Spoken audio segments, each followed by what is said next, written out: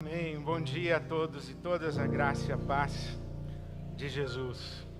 Que domingo, hein? Que manhã tão especial. Apesar da chuva, a manhã muito abençoada. O quanto Deus já nos deu aqui juntos nessa manhã. Obrigado, Senhor. Obrigado, Senhor.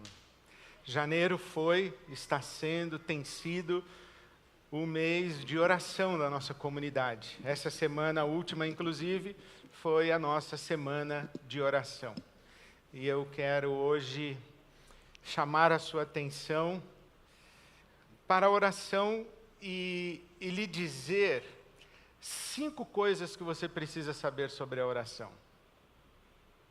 5 coisas que você precisa saber sobre a oração. E vou ler o Evangelho de João no capítulo 11. O Evangelho segundo São João, capítulo 11. O título de hoje, o tema de hoje é 5 coisas que você precisa saber sobre oração. Antes de dizer as 5 coisas, eu preciso dizer para você que na biblioteca, na experiência, na vivência da oração, a oração fica na prateleira do mistério.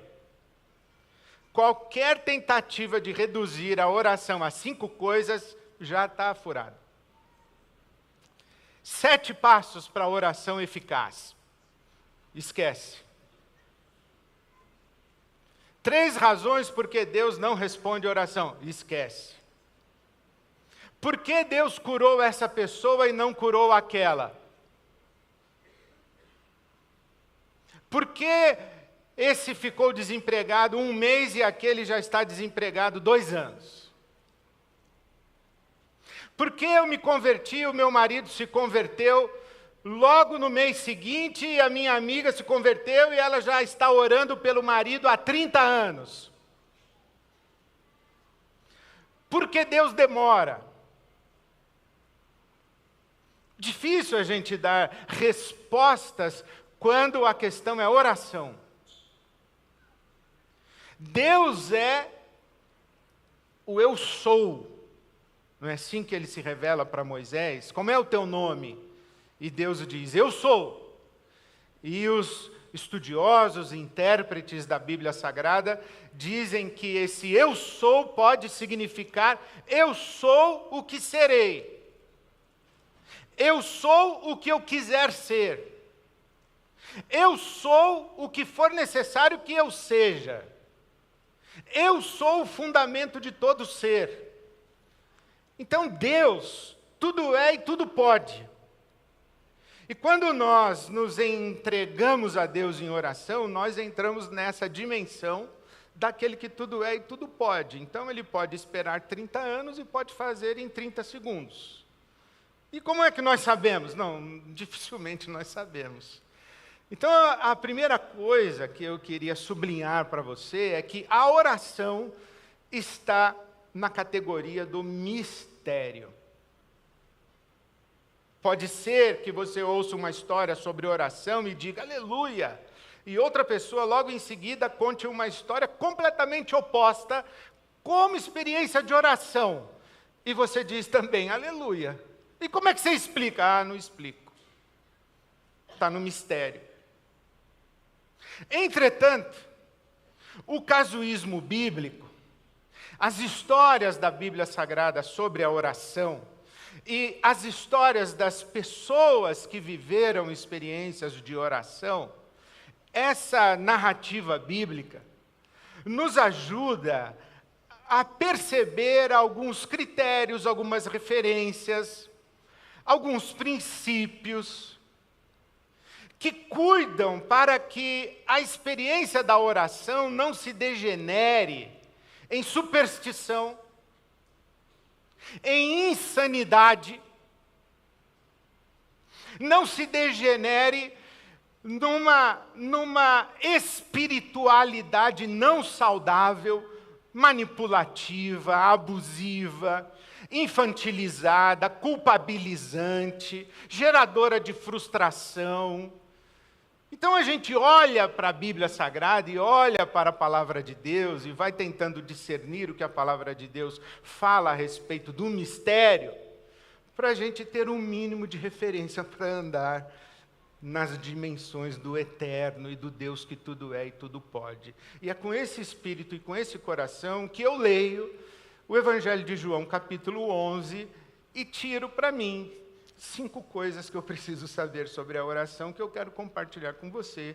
5 coisas que eu acho que você precisa saber sobre a oração, ou que lhe faria bem se você soubesse sobre a oração. Então veja, o Evangelho de João, capítulo 11, esta história que é bem conhecida, que é a ressurreição de Lázaro. Então veja o que diz o capítulo 11, versículo 1. Havia um homem chamado Lázaro. Ele era de Betânia, do povoado de Maria e de sua irmã Marta. E aconteceu que Lázaro ficou doente. Maria, sua irmã, era a mesma que derramara perfume sobre o Senhor e lhe enxugara os pés com os cabelos. Então as irmãs de Lázaro mandaram dizer a Jesus: Senhor, aquele a quem amas está doente. Ao ouvir isso, Jesus disse: essa doença não acabará em morte, é para a glória de Deus, para que o Filho de Deus seja glorificado por meio dela. Jesus amava Marta, a irmã dela, e Lázaro. No entanto, quando ouviu falar que Lázaro estava doente, ficou mais 2 dias onde estava. Aqui temos uma experiência de oração. Lázaro está doente, e Marta e Maria encaminham a Jesus uma oração. Digam para Jesus: aquele seu amigo que você tanto ama está doente. É uma oração. Elas não mandaram apenas uma notícia, elas mandaram um pedido. Lázaro está doente, em outras palavras, venha curá-lo. Lázaro está doente, venha curá-lo. E Jesus responde quando recebe a notícia: eu sei o que está acontecendo, essa doença não é para a morte, é para a glória de Deus, para que o Filho de Deus seja glorificado por meio dela. Bom, a primeira coisa que eu acho que você deve saber sobre oração, ou precisa saber sobre oração, é que a oração é uma experiência de adoração. Repito, a oração é uma experiência de adoração. Aliás, você se importaria de repetir comigo? A oração é uma experiência de adoração. A oração é uma experiência de adoração. O que quer dizer isso? A oração é uma experiência quando nós colocamos Deus no lugar em que Ele deve estar na nossa vida. E qual o lugar que Deus deve estar na nossa vida? No centro da nossa vida, no fundamento da nossa vida, antes de todas as coisas na nossa vida. O que Jesus está dizendo é o seguinte: essa situação da enfermidade de Lázaro, da aflição de Marta e da aflição de Maria, é uma situação que tem a ver com eles. Mas antes de ter a ver com eles, tem a ver com a glória do meu Pai. Antes de ter a ver com eles, tem a ver com a minha glória, com a glória do Filho de Deus. A glória de Deus tem a ver com tudo antes de qualquer coisa. A adoração é isso. É colocar Deus no centro. A adoração é a expressão de uma vida teocêntrica. Deus em primeiro lugar. O Salmo 115 diz uma coisa muito interessante. O povo de Israel está em aflição, está em conflito, e as nações à sua volta perguntam: e aí, onde está o seu Deus? Por que você está vivendo o que está vivendo? Cadê o seu Deus? O seu Deus não é o Deus dos deuses? O seu Deus não é o Todo-Poderoso? O seu Deus não é o Maravilhoso? E o salmista ora: não a nós, Senhor, não a nós, mas ao teu nome da glória. As nações perguntam: onde está o seu Deus? E nós dizemos: O nosso Deus está no céu e faz tudo o que Ele quer fazer. E faz tudo o que lhe agrada. E faz tudo do jeito dele, na hora dele, pelo motivo dele. Não é sobre nós, é sobre Deus. Será possível que no meio de uma aflição, você se ajoelhe para orar e diga assim: Senhor, o Senhor sabe o que eu estou passando. E o Senhor sabe o que eu gostaria que acontecesse. Mas eu quero dizer para o Senhor que eu não estou preocupado comigo. Eu estou preocupado com a sua glória, estou ocupado contigo. Eu não estou pensando primeiro em mim, eu estou pensando em ti. Eu não estou aqui vindo te suplicar a solução para o meu problema e o meu conflito, porque eu estou aqui buscando em primeiro lugar o teu reino e a tua justiça. Você consegue se imaginar orando assim? Você consegue se imaginar no meio da sua aflição e do seu sofrimento se ajoelhar e dizer assim: Senhor, o Senhor sabe como eu estou vivendo e o que está acontecendo comigo, mas não precisa se preocupar comigo. Consegue? Porque eu estou preocupado com a tua glória. Faz na minha vida o que glorifica o teu nome. Faz na minha vida o que tem a ver com o teu reino. Faz na minha vida o que te importa. Cumpra em mim a tua vontade. Mesmo que eu tenha que continuar sofrendo. Mesmo que o meu irmão tenha que continuar doente. Consegue? Difícil, né? Mas se você pega, por exemplo, Filipenses, capítulo 1, o apóstolo Paulo diz assim, ele está preso em Roma, aguardando o julgamento, e nesse julgamento pode ser que ele seja condenado à morte, e de fato foi. Mas ele escreve a carta de Filipenses, uma carta que o tema é alegria. E o que ele diz no capítulo 1? Eu quero que vocês saibam que as coisas que me aconteceram, fui preso, fui espancado, fui chicoteado, fui arrastado de uma prisão para outra, vim parar em Roma e estou preso. Algemado 24 horas por dia, um soldado da guarda pretoriana. Mas não se preocupem comigo, porque as coisas que me aconteceram têm contribuído para o avanço do Evangelho e o testemunho do Evangelho, e o que importa é que Cristo Jesus esteja sendo anunciado. Não tem problema que eu esteja preso, porque para mim o viver é Cristo e o morrer é lucro. Consegue? Consegue imaginar que você está visitando alguém no hospital e você pergunta para esse alguém: o que te preocupa? Me preocupa o testemunho do Evangelho nessa ala. Me preocupa a glória de Deus encher esse quarto. Mas você não quer ficar boa e sair logo daqui? Não, isso aí é secundário. Me preocupa a glória de Deus. Porque essa enfermidade não é para a morte, é para a glória de Deus. Ah, pastor, está falando de Lázaro. Eu sei, eu sou Lázaro. Você é Lázaro. Porque nós estamos falando de uma situação específica da Bíblia, nós estamos falando de um princípio da Bíblia Sagrada para a nossa vida de oração. E eu coloco no meu coração que a primeira coisa que eu tenho que pensar é a glória de Deus. Porque isso é a nossa vida. Porque se Deus não é aquilo com o que nos ocupamos, e se nos ocupamos de Deus para que Ele se ocupe de nós, Ele não é Deus, Ele é um ídolo. Ele é um ídolo que nós queremos que nos faça o bem. Se Ele é Deus, nós estamos à mercê daquilo que concorre para a sua glória. Eu me lembro que um dia, eu atendi um homem que me contou uma história muito triste. E ele me descreveu a vida dele, e você não queira saber, a vida era ruim. Pensa uma vida ruim. Bem ruim.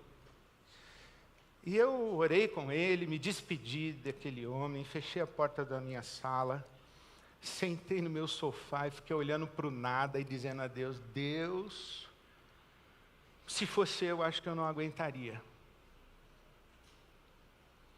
E logo em seguida eu tinha um encontro com meu orientador espiritual. E eu falei para ele, olha, acabei de atender um homem, eu não sei, parece que a situação da vida dele não tem solução. E eu não imagino como é que Deus vai tirá-lo daquela situação. E então o meu pastor disse, mas você não tem que pensar na solução e nem como Deus vai tirá-lo da situação. Você só precisa ajudá-lo a enxergar Deus naquela situação. Porque Deus está lá. E você só precisa ajudá-lo a viver nessa situação e naquela situação de modo digno da glória de Deus. Eu acho que eu devo ter feito a mesma expressão que você não quis fazer agora, ou eu devo ter dito, aí é demais. Mas essa é a primeira coisa que a gente precisa saber sobre oração. Não é sobre nós. Acho que um dos grandes problemas de muito do nosso sofrimento é que nós pensamos que a vida, o mundo, é sobre nós. Que o dólar tem que baixar quando a gente planejou as férias. Que o euro tem que baixar se a gente vai para Madrid e o dólar tem que baixar se a gente vai para Califórnia. É isso que a gente pensa. Que não pode chover no dia do casamento da nossa filha. É isso que a gente acha que é sobre nós. Que todo mundo fica desempregado, menos nós. Não é sobre nós. É sobre Deus e a glória de Deus. A segunda coisa que você precisa saber, ou que eu acho que lhe faria bem você saber, é que a oração é uma experiência de fé. Podemos repetir juntos? A oração é uma experiência de fé. A oração é uma experiência de adoração. E a oração é uma experiência de fé. Por quê? Porque Marta e Maria estão em aflição. Lázaro está doente. E está doente não é assim um doente com novalgina. É um doente. Tanto está doente que elas falam, chama Jesus. Porque se Jesus não chegar, vai dar ruim. Então elas estão em aflição. Os camaradas correm até Jesus. Betânia e Jerusalém tinha distância, sabe de quanto? 3 quilômetros. Se você anda devagar, uns 40 minutos você chega. Se você anda devagar mesmo, em 1 hora no máximo você chegou. 3 quilômetros. Sol, 3 quilômetros. E Jesus chega, Lázaro já está há 4 dias morto. E aí o que acontece é que quando aqueles camaradas devem ter voltado, falaram para Marta e Maria, e aí, falaram com Jesus? Levaram a nossa oração para Jesus? Levamos. E ele? Falou que era para a glória de Deus e está tudo certo. Mas ele não vem? Cadê ele? Está chegando? Falou, não sei, ficou lá. Mas não mandou falar nada para nós? Não falou nada. Nem um recado? Não. Mas o que ele vai fazer? Não sei. Falamos para ele que o Lázaro está doente e ficou lá. E agora? Já passou por essa situação na sua vida, de que você orou e não aconteceu nada? Você orou e Deus não falou nada com você? Já passou por uma situação que você orou, não mudou nada, Deus não falou nada, não mandou nenhum recado, o seu coração continuou do mesmo jeito que estava antes de você orar? Se nunca aconteceu com você é uma pessoa muito bem-aventurada, ou você não ora. Ou você não ora. Mas acontece muito isso. Pensa o seguinte, na boa, Jesus deixou as duas no vazio. Deixou as duas no vazio. 4 dias. O que é fé? Fé não é acreditar que Deus vai fazer aquilo que a gente quer que Ele faça. Fé não é a gente acreditar que Deus vai fazer aquilo que nós gostaríamos que Ele fizesse. Fé é confiar no caráter de Deus e, mais precisamente, confiar no amor de Deus. O que diz a Bíblia Sagrada, versículo de número 5, Jesus amava Marta, amava Maria e amava Lázaro. Ponto. E ficou lá. Jesus amava Marta, Maria e Lázaro. E ainda assim, ficou lá. No entanto, quando ouviu falar que Lázaro estava doente, ficou mais 2 dias onde estava. Ficou lá.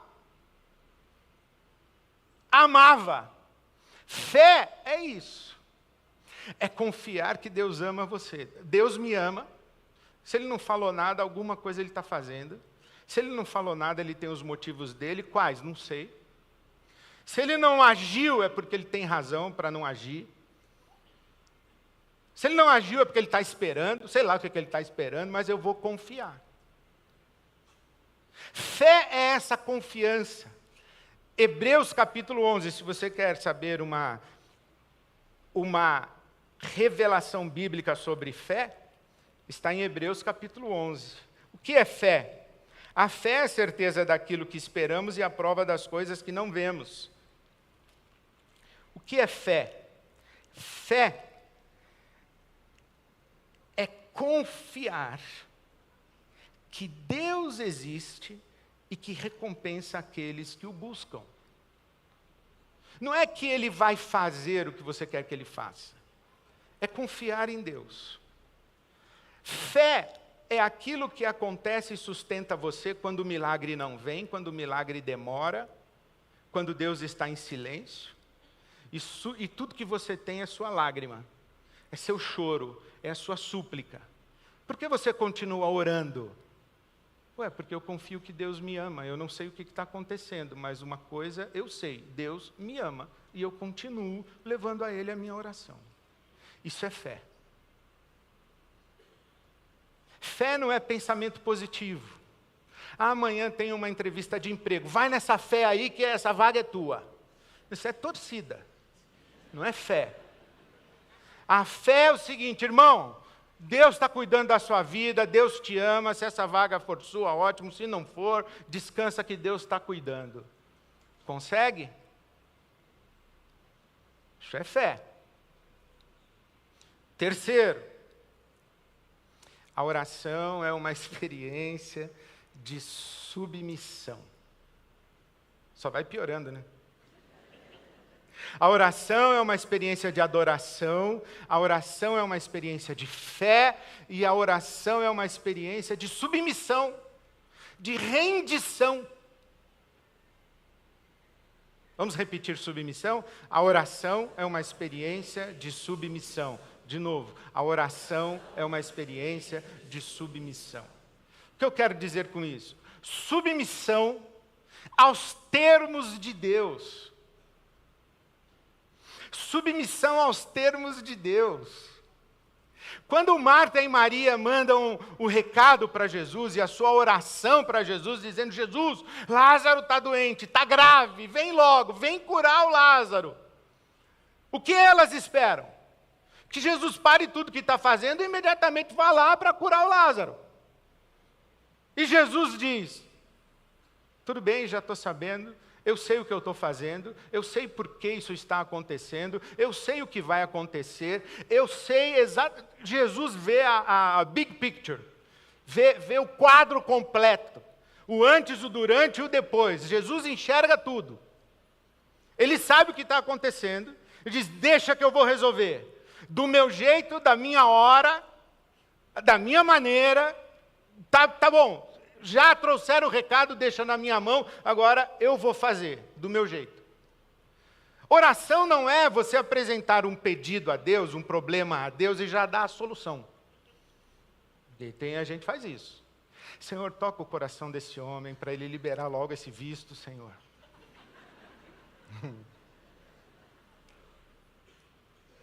E se Jesus está dizendo assim, não vou liberar visto, não quero que você vá. Inclusive, esse avião aí que você comprou passagem vai cair, tá ligado? Quer que eu libere o visto? Já pensou?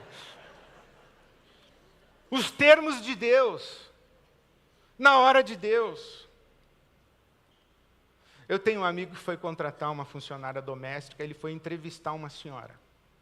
E ele respeitosamente disse: minha senhora, qual a sua pretensão salarial? Quanto a senhora acha que seria justo pelo seu trabalho? A senhora já viu aqui o tamanho do nosso apartamento, viu aqui as nossas crianças, tem uma ideia de mais ou menos o que é o trabalho?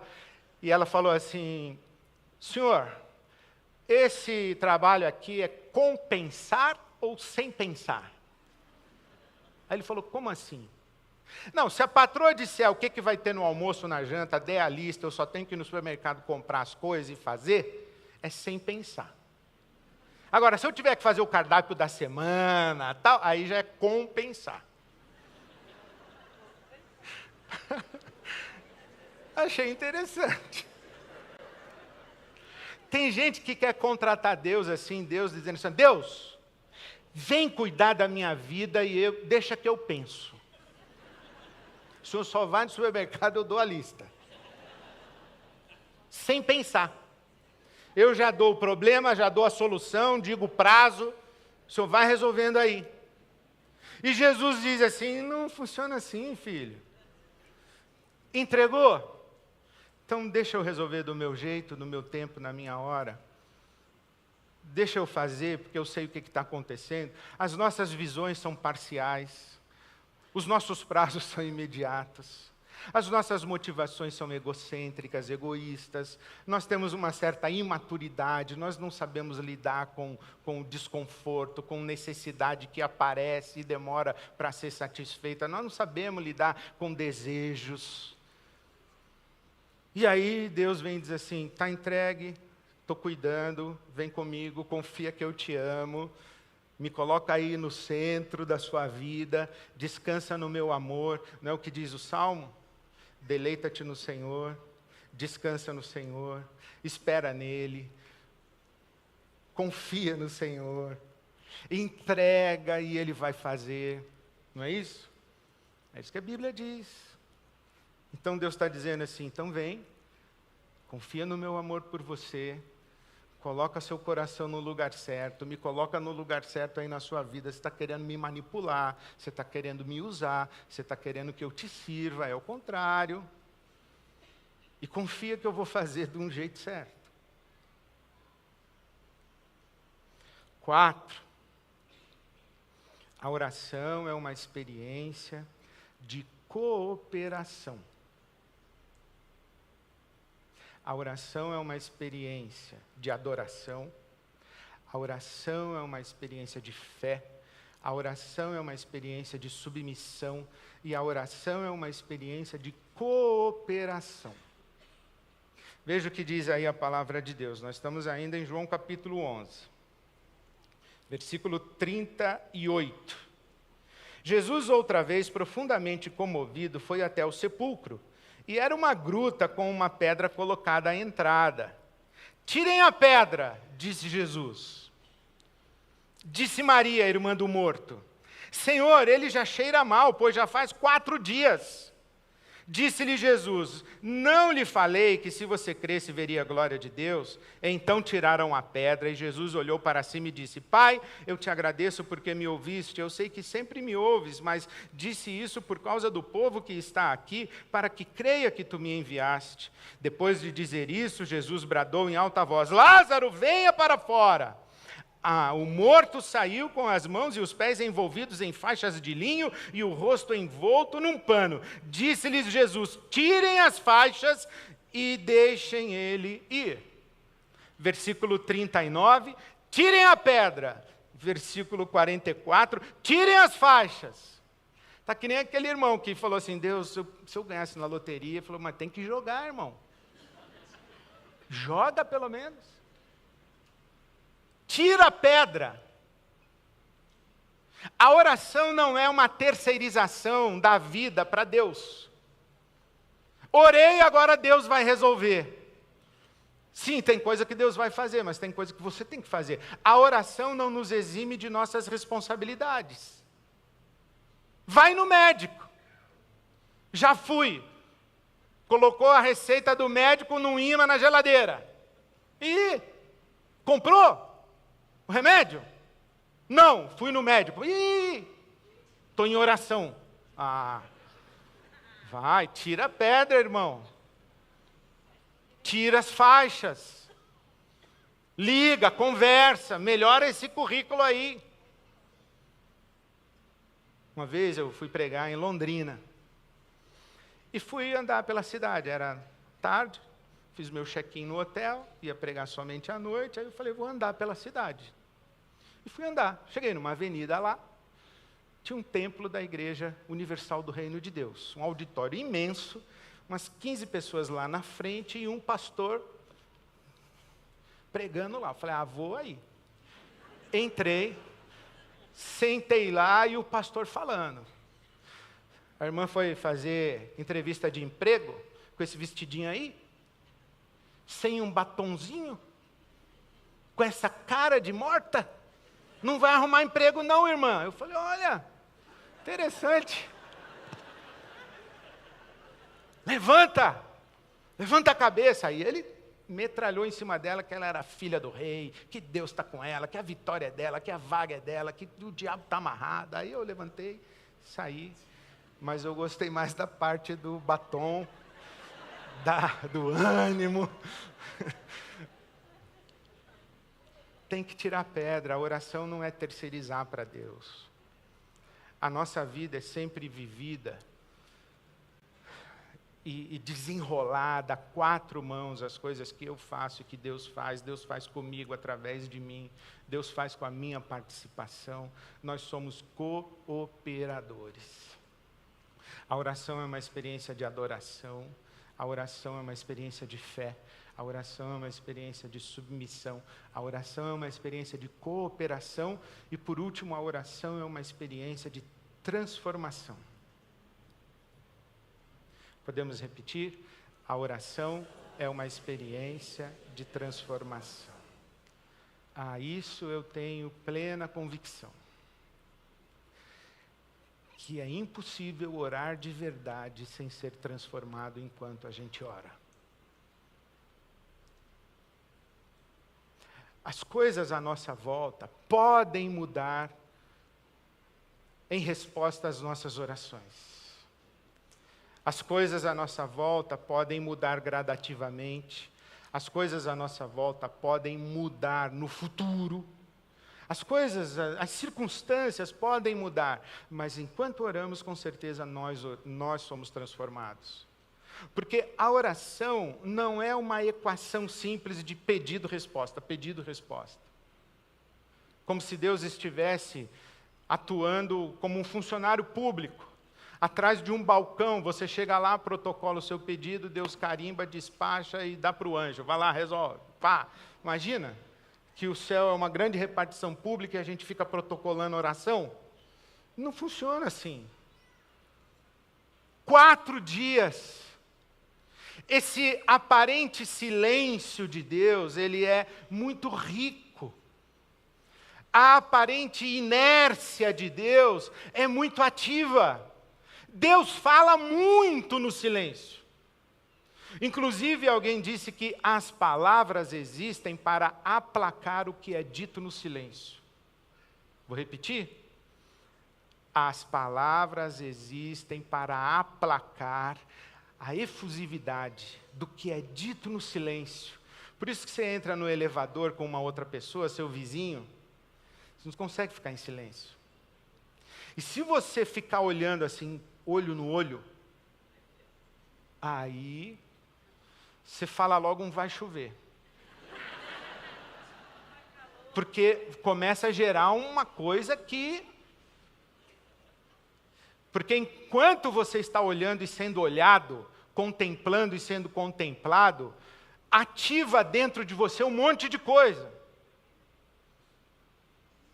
Começa a sair de dentro de você pensamentos e sentimentos que você não sabia que tinha. No silêncio. Por isso, silêncio também é oração. Jesus, Marta e Maria fizeram um pedido, o senhor não vai fazer nada? Ele diz assim, estou fazendo. O quê? Estou deixando elas lá. senhor não vai responder? Já estou respondendo. Mas o que o senhor vai fazer? Eu já estou fazendo. O que está acontecendo dentro delas enquanto eu não chego? Por que ele não vem? Por que ele não veio? Por que ainda não veio? Será que ele vem? Ele nos ama? Será que nos ama? O que eu fiz a Deus para desconfiar do amor dele por mim? O que Deus fez por mim para eu desconfiar do amor dele por mim? Por que eu cheguei nessa situação? Será que a solução que eu encontrei é a única solução? Será que isso que eu acabei de pedir é o melhor pedido que eu poderia ter feito? Será que buscar essa solução é realmente aquilo que eu deveria estar fazendo agora? Será que lidar com esse problema desse jeito é a melhor coisa que eu posso fazer para glorificar a Deus? E Deus está aqui, ó. Vai mais. Isso, está indo bem. Aí vem uma raiva, aí vem uma culpa, aí vem uma lembrança. Aí você fala, acho que é porque eu odeio meu cunhado. Por isso que Deus não está me respondendo. Aí liga para o cunhado, falou, irmão, queria tomar um café com você, preciso te pedir perdão. Aí Deus vai, está indo bem.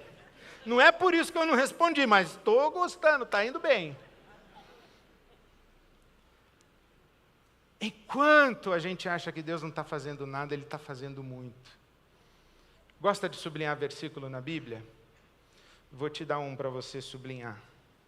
Isaías capítulo 18, versículo 4.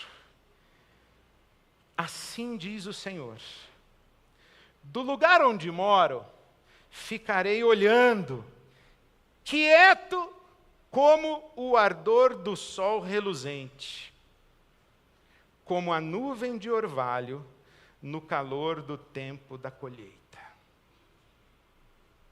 Pensa uma noite, Deus não falou nada, não aconteceu nada, você ficou parado esperando acontecer, e você diz assim, não aconteceu nada.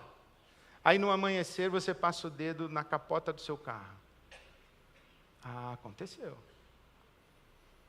Aconteceu o orvalho. Ah, não aconteceu nada, Deus está quieto, mas está queimando. Quieto como o sol. Quieto como o orvalho, em silêncio como o orvalho da noite. Ah, não está acontecendo nada? Está acontecendo muito, presta atenção. O que diz o apóstolo Paulo para nós? Não ande ansioso, não ande ansiosa.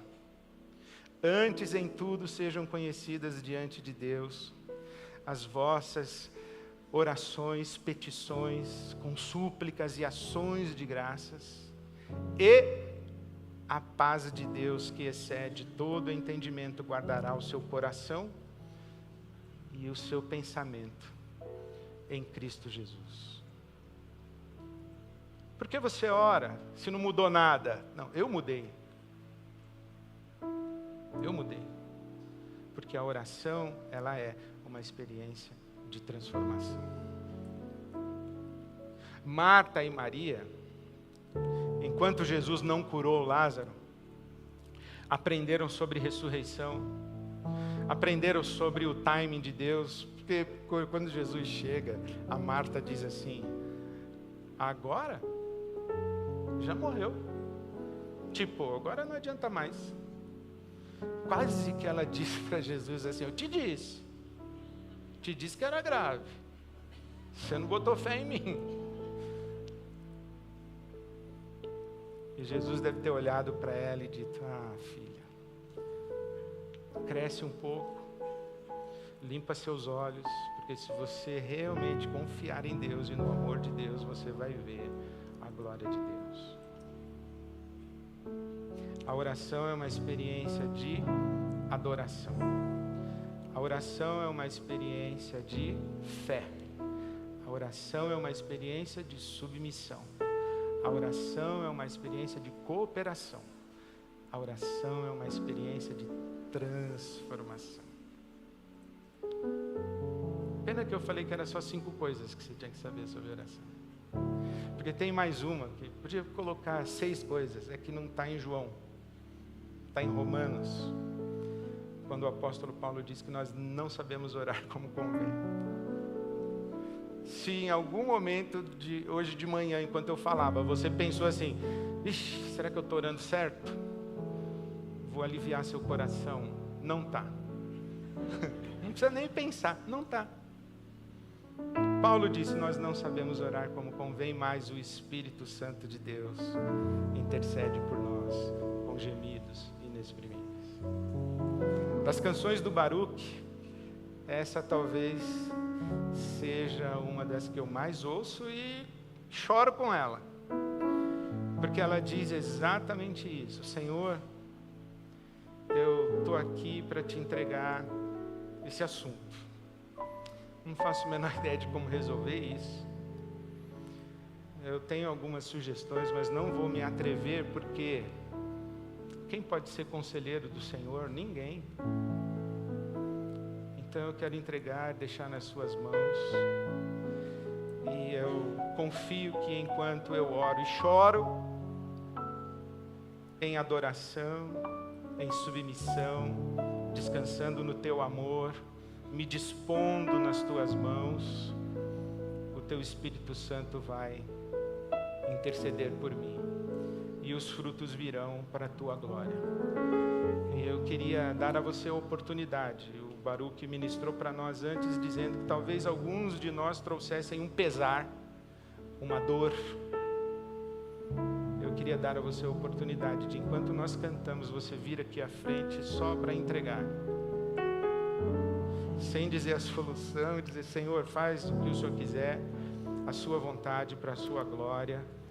Eu estou aqui rendido, em adoração, em submissão, em fé, disponível para ser transformado no toque da tua graça. Vamos ficar em pé enquanto nós cantamos. Se você quiser vir aqui, venha. Vamos terminar orando juntos.